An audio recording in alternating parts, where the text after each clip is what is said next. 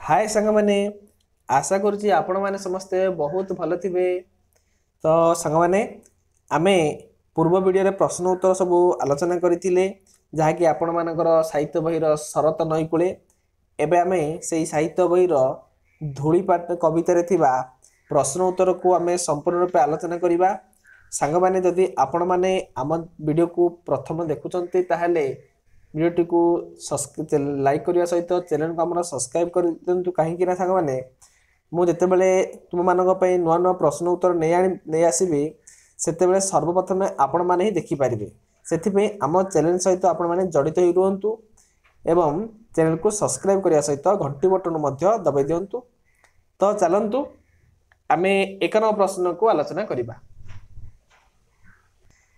एक नंबर प्रश्न कही धूलिकणा निजकू कौन बोली कहूची यार उत्तर हम ए पृथ्वी रे धूलिकणा निजकू खूब छोट बोली कहूची। सांग माने धूलिकणा देखि जान नहीं केते छोट से छोट होइकिरी मध्य केबे निजकू बड़ बोली कहूनी किंतु ए मनीष माने कौन करचंदी जेते छोट हेले मध्य से माने गर्व करिक निजकू बड़ बोली प्रमाणित करूछंती किंतु धूलिकणा केबे मध्य मन रे गर्व रखुनी से कौन करची पृथ्वी रे सबुठु छोट बोली कहूची। ख नंबर धूली को केउ मानकर पाद पीड़ा हुए धूली को सबु जीवजंतुंकर पाद पीड़ा पीड़ा दिए सरी नहीं दिए ए जीवजंतुंकर पाद जो चली चली आम जाऊँच धूलिकणा को पीड़ा होगा कष्ट दौची। धूली किभली भाव में पृथ्वी उपरे पड़ रही धूली निर्विकार भाव में पृथ्वी उपरे पड़ रही। अच्छा घ नंबर विश्व जीवंक विषय धूली कौन कहूची जगतर सुख दुख सहित धूलीर किछि संपर्क नहीं हेले विश्वर जीवगण तारी देहरे मिशुचंती एक कथा से जानिछि। ओ नंबर सृष्टिर आरंभ दिनरु धूलिकणा कौन देखुची सृष्टिर आरंभ दिनरु जेते सबु अभिमान परिवर्तन घटुची बा घटिछि से सबु को धूलिकणा सबु देखुची। ये थिला एक नंबर प्रश्न। सांग माने तापर आमे देखिया दुई नंबर प्रश्न को तले दिया जाउथिबा प्रश्नर उत्तर लेख ए तले जो दिया प्रश्न गुड़िक आम उत्तर लिखा। एक विराट विश्व रे अन्यान्य जीव तुलन में धूलिकणार आकार खूब छोट सतना नहीं देखिए ए विश्व रे जेते जिनिस अच्छी सबुठारु धूलिकणार आकार सब छोट होइछि। विशाल आकाश तले थिला बेले तार आकृति खूब नगण्य परि मन हुए तेणु से निजको अति सान बोली मध्य निजको मणिछि अर्थ भाविछि। निर्विकार भाव में धूलिकणा कौन सहे पृथ्वीर सकल जीवजंतु धरापथरे पड़िथिबा धूलिकणा उपरे यातायात करिथांती तेणु धूलिकणा जीवजंतुंकर पाद आघात जनित कष्ट को निर्विकार भाव में सही थाए। यही जीवजंतु कौन कर धूलिकणा उपर चलुचंती चलवा द्वारा धूलिकणा को कौन होची अधिक कष्ट होची बोली धूलिकणा कहूची। केउ कथा धूलिकणा भल भाव जाने जीवजगतर सुख दुख सहित धूलिकणार कौन संपर्क नहीं किंतु से भल भाव जाने कौन जाने ना जे विश्वर समस्त जीवजंतु मृत्यु परे ता देहरे मिसी एकाकार होउछंती। धूलिकणा जानिछि जे विश्व रे जेतिकी जीव जगत बा जीवजंतु मरुचंती बा मृत्यु होउचंती ए मिसी सब कोन होती माटी रे मिसी सब धूली जाइचंती सेथिमे ए कथा से जानिछि। धूलिकणा काहेकि निजर मथा को दक्ष बोली कहिछि धूलिकणा कहि किछि करि पारे नाही से खूब दरिद्र तार यही कथा सारा तार केही साहा भरोसा नहीं हेले पृथ्वीर सकल प्राणीकर पदाघात जनित चाप को से मथापति निर्विकार भाव में सही निए तेणु से तार मथा को दक्ष बोली कहिछि। तापर सांग मान देखंतु कोन कहिछि 3 नंबर प्रश्न निम्न केतोटी पदर किछि अंश दियाइछि और किछि अंश बाद दियाइछि संपूर्ण पद गुड़िक लेख। डैश पड़ई नीति मते निर्विकार तथापि मोहि डैश यार उत्तर देखंतु पड़े कहिछि ଜନ୍ତୁ ଜୀବ ସବୁରି ପାଦ ପଡ଼ଇ ନୀତି ମତେ ନିର୍ବିକାର ତଥାପି ମୁହିଁ ପଡ଼ିଛି ଧରା ପଥେ। ଏଗୁଡ଼ିକ ଡେସ୍ରେ ଲେଖିଦିଅନ୍ତୁ। ଜନ୍ତୁ ଜୀବ ସବୁରି ପାଦ ଆଉ ପଡ଼ିଛି ଧରା ପଥେ। ସେମିତି ଖ ନମ୍ବରରେ କହିଛି ଏତିକି ଜାଣେ ବିଶ୍ୱଜୀବ ଡେସ୍। ଏହାର ଡେସ୍ଟା ହେଉଛି କ'ଣ? ମିଶଇ ମୋର ବୁକେ। କ'ଣ ହେଲା ପୁରା ପଦଟି? ଏତିକି ଜାଣେ ବିଶ୍ୱଜୀବ ମିଶଇ ମୋର ବୁକେ। ଗ ନମ୍ବର ସୃଷ୍ଟି ଦିନୁ ଦେଖୁଛି ବସି ଡେସ୍ ଡେସ୍ ବିଶ୍ୱ ଅତି ସାନ। ଏହା ଡେସ୍ ଗୁଡ଼ିକ ଫିଲଅପ୍ କରିଦିଅ। ସୃଷ୍ଟି ଦିନୁ ଦେଖୁଛି ବସି ସକଳ ଅଭିଯାନ ଆକାଶ ତଳେ ଧୂଳିକଣା ମୁଁ ବିଶ୍ୱ ଅତି ସାନ। ହେଲା। ତାପରେ ଦେଖିବା ସରଳାର୍ଥ। ସରଳ ଭାଷାରେ ବୁଝାଇ ଲେଖ ବୋଲି କହିଛି। କ'ଣ କହିଛି? ଜୀବନେ ମୋର ନାହିଁ ତ କେବେ କାସାଥେ ଅଭିମାନ। ଏହାକୁ ସରଳାର୍ଥ ଲେଖିଲେ କେମିତି ଲେଖିବା? ସଂସ୍କୃତ ପଦ୍ୟାଂଶଟି ନାରୀ କବି ବିଦ୍ୟୁତ ପ୍ରଭା ଦେବୀଙ୍କ ରଚିତ ଧୂଳି କବିତାରୁ ସଂଗୃହୀତ। ଏଠାରେ ଧୂଳିକଣାର କାହା ଉପରେ କିଛି ଅଭିମାନ ନାହିଁ ବୋଲି କବି ଏଠି ବର୍ଣ୍ଣନା କରିଛନ୍ତି। ଧୂଳିକଣାର କାହା ଉପରେ ରାଗ ନାହିଁ, ଅଭିମାନ ମଧ୍ୟ ନାହିଁ ବୋଲି କବି କହିଛନ୍ତି। କେମିତି? ଆକାଶ ତଳେ ଧରା ପୃଷ୍ଠରେ ଧୂଳିକଣା ରହିଛି। ଜାଣିଛ ନା ସାଙ୍ଗମାନେ? ଧୂଳି କୋଉଠି ରହୁଛି?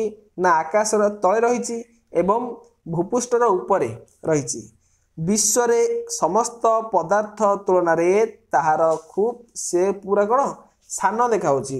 ଆପଣମାନେ ଦେଖିଥିବେ ଯେତିକି ପଦାର୍ଥ ଅଛି ଏ ସବୁଠାରୁ ବିଶ୍ୱରେ ଯେତିକି ପଦାର୍ଥ ଅଛି ଏ ସମସ୍ତ ପଦାର୍ଥ ଠାରୁ ଧୂଳିକଣା ବହୁତ ସାନ। ସେ ଏତେ ଛୋଟ ଯେ ଅନ୍ୟ ସହିତ ନିଜକୁ ତୁଳନା କରିବାକୁ ଅବସର ପାଏ ନାହିଁ। ସେ ଅତି ଛୋଟ, ଏତେ ଛୋଟ ଯେ ସେ କେବେ କହିନି ଯେ ମୁଁ ଅନ୍ୟଠାରୁ ବଡ଼ ବୋଲି। ସେ ଅନ୍ୟମାନଙ୍କ ସହିତ ତୁଳନା କେବେ କରେନି। ସେ ଜୀବନରେ କେବେ କାହା ସହିତ ମାନ ଅଭିମାନ କରିନି, କଳିତ କରାଳ କରେ ନାହିଁ। ବରଂ ସେ ଏହି ବିଶ୍ୱରେ ସବୁ କିଛି କଷ୍ଟକୁ ସହି ନେଇଯାଉଛି। ସମସ୍ତ ବିଶ୍ୱରେ ତାକୁ ଯିଏ ଯେତେ କଷ୍ଟ ଦେଲା ସବୁ କଷ୍ଟ ସେ କ'ଣ କହିଛି? ମଥା ପୋତି ସହି ଯାଉଛି। ବାସ୍ତବରେ ଏହି କବିତାରେ ଧୂଳିକଣା ଯେ କେଡ଼େ ମହାନ ତାହା ସହଜରେ ଜାଣି ହେଉଛି। ସତ କଥା ବନ୍ଧୁ। ଏଣେ ଦେଖନ୍ତୁ କବି ବିଦ୍ୟୁତ ପ୍ରଭା ଦେବୀ ଧୂଳିକଣାକୁ କେତେ ମହାନ ବୋଲି କହିଛି ଏବଂ ମହାନ ଲୋକମାନେ ସବୁବେଳେ ଅତି ସହଜରେ ସବୁ କଥାକୁ ସହି ଯାଆନ୍ତି। ତାପରେ ଦେଖିବା ଖ ନମ୍ବର ସରଳାର୍ଥ। ସଂସ୍କୃତ ପଦ୍ୟାଂଶଟି ପଠିତ ସରଳାର୍ଥ କ'ଣ କହିଛି?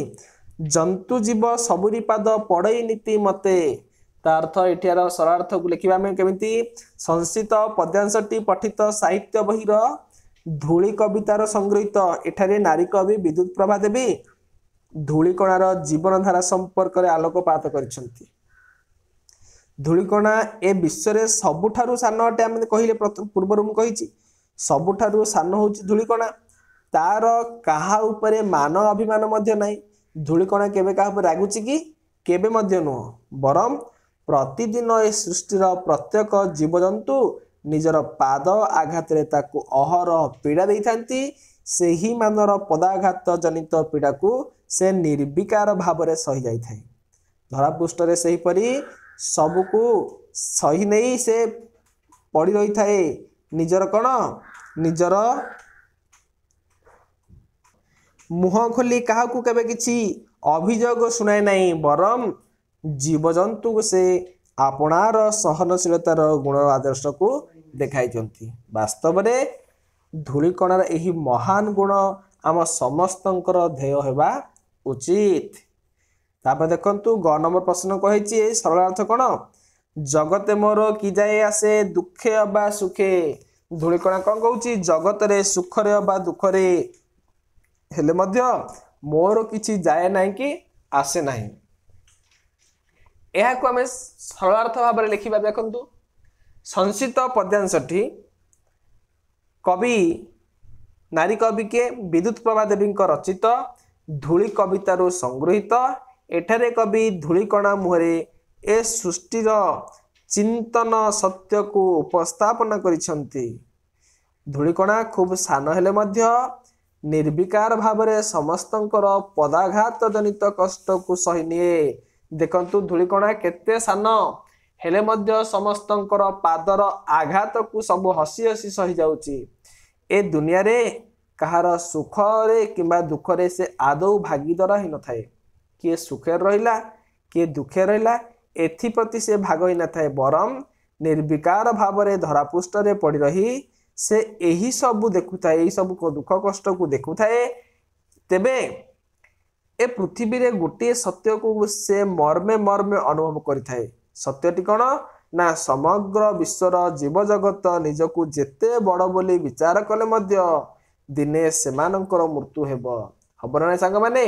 आज आमे जेते निजकू जेते गर्व करिबा, निजकू जेते बड़ बोली प्रमाणित करिबा, सेमाने समस्त कौन होइबा, दिन आसीबो आम समस्तंकर मृत्यु हब। अच्छा, मृत्यु होला परे कोठी की जिबा, से धूली सहित मिसिबा ना नहीं।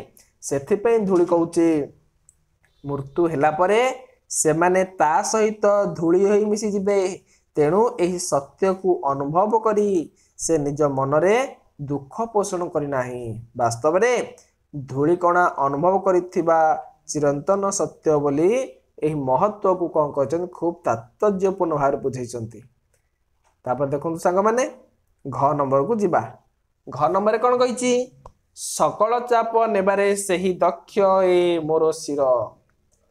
संस्कृत पद्यांशटी पठित साहित्य बहिर धूली कवितार संगृहीत। एठारे नारी कवि के विद्युत प्रभा देवी धूली किपरि समस्तंकर दुख जनित ताप को सहिबारे दक्ष ताहा वर्णना करिसंती। धूली कणा खूब महान, धूली कणा मध्य खूब सान मध्य, तथापि से समस्तंकर पादर चाप को सहुची। कहार दुख सुखरे से भागीदार नहीं बोली कहुला। प्रथमरु तार मुहरु कथा बाहर न थाए, से खूब दरिद्र, ताहार से कहीं साहा भरसा मध्य नाहंती। ए सबु सते धूलिकणा पृथ्वीवासींकर समस्त चाप को निज मथारे सही नेउची। आउ राज रास्तार से मथा को उन्नत कर पड़ी। निजे निस्व हेले मध्य समस्तंकर दुख कष्ट को से सही पारे, यह से मुक्त कंठरे जणाई देउछि। वास्तव में धूलिकणार एही आत्मवाणी बेस हृदयस्पर्शी बोली कवि कहिसंती। तापरे 1 नंबर देख, आकाश तले धूलिकणा मो विश्व अति सान। आपको लिखନ୍ତୁ, देखନ୍ତୁ केମିତି लिखिबे। संस्कृत पद्यांशटी धूली कवितार संगृहीत। एठारे नारी कवि विद्युत प्रभा देवी धूलिकणार क्षुद्रत्व संपर्क रे सूचाई जाइछंती। ए सृष्टिर समस्त पदार्थ मध्य धूलिकणा सबुठु सान एवं नगण्य। से निर्विकार भाव रे एही पृथ्वी पृष्ठ रे पड़ी रही जीवजंतुंकर पादर पीड़ा को सही चलीछि। कहार दुख सुख रे से भागीदार नुहे, बरम जेते निस्व हेले मध्य समस्त चाप को निर्विवाद रे आपणार मथापति सही नेउछि। सृष्टिर आरंभरू से रहिछि, जेते सब परिवर्तन सृष्टि रे होउछि ताहाकु से बसी देखुछि। तथापि निजे खूब छोट हेले मध्य ए सृष्टिर सर्वविध लीला रहस्य को देखिबारे से मुक साखी पालटिछि। वास्तव रे धूलिकणार भूमिका ए सृष्टि रे खूब गुरुत्वपूर्ण। ए सब प्रसंग सरलार्थ सरीगला। 5 नंबर देखिबा, समान अर्थ बुझाउथिबा आउ गोटे लेखाए शब्द जीवन। जीवन अर्थ मध्य आम आउ गोटे तार जीवन अन्य नाम कौन, प्राण। सेमती धरा, धरार अन्य नाम वसुधा। जंतु, जंतुर अन्य नाम प्राणी। निस्व, निस्व अर्थ दरिद्र। सेमती दक्ष, दक्षर अर्थ कौन, सामर्थ्य। गद्य आकार लेख। निर्विकार तथापि मुई पड़ी धरा पथे। यह यदि गद्य रूप लिखा, मु तथापि निर्विकार भाव रे धरापृष्ठ रे पड़ी। ख नंबर, जगते मोर कि जाए आसे दुखे अबा सुखे। जगतरे दुख, जगतर दुख सुख रे मोर कौन बा जाए, कौन बा आसे। किछि माने किछि जाए नाही, किछि आसे नाही। वाक्यहीन निस्व मुहि भरसाहीन शिर। यह आम यदि पद्यांश आम कौन करवा, आपको यदि लिखा सरल भाव में, सकल चाप नेबारे से सही दक्ष मोर शिर। सकल चाप नेबारे सही दक्ष मोर शिर।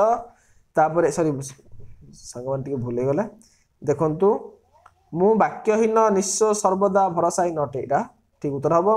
तापर देख सकल चाप नेबारे सही दक्ष मोर शिर मोर एही मथा सब प्रकार चाप को सहिबा को समर्थ अटे। ये थिला संग माने आपण मानकर 6 नंबर। तापर देखिबा 7 नंबर।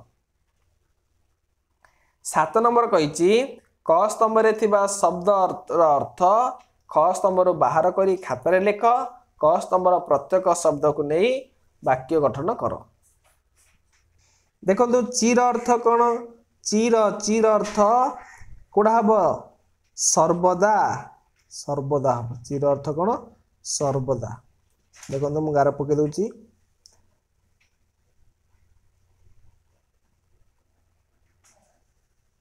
देखो चीर चीर अर्थ सर्वदा। शिर अर्थ कौन शिर अर्थ मुंड जगत माने दुनिया निश्चय माने जार किछि नहीं एगुड़ी को नहीं आम कौन करिया वाक्य गठन करिया। देखो वाक्य केमिति गठन करिया चीर चीर अर्थ सर्वदा आम देखी सब एगुड़ी को नहीं तार वाक्य को केमिति गठन करिया। देखंतु चीर माने मार्कोनी रेडियो उद्भावन करी चीर काल पई जस रखिले रखिगले। शिर अर्थ मस्तक राजांक शिर रे मुकुट शोभा पाए। जगत जगत रे बहु प्राणी रहिछंती निश्व माने हरि बाबू निश्व होई काल काटुछंती हैला। संग माने आमे कोन कले एबे समस्त धूली रे थिबा समस्त प्रश्न उत्तर को आलोचना कले। आशा करछि वीडियोटी आपण मानको बहुत भल लागि थिबो एवं जदि आपण माने नुआ रे हम चैनल को देखुचंती तार चैनल को सब्सक्राइब करबा सहित वीडियोटी को लाइक कर दियंतु एवं ऑल नोटिफिकेशन क्लिक करी बेल आइकन दबाई ऑल नोटिफिकेशन क्लिक कर दियंतु।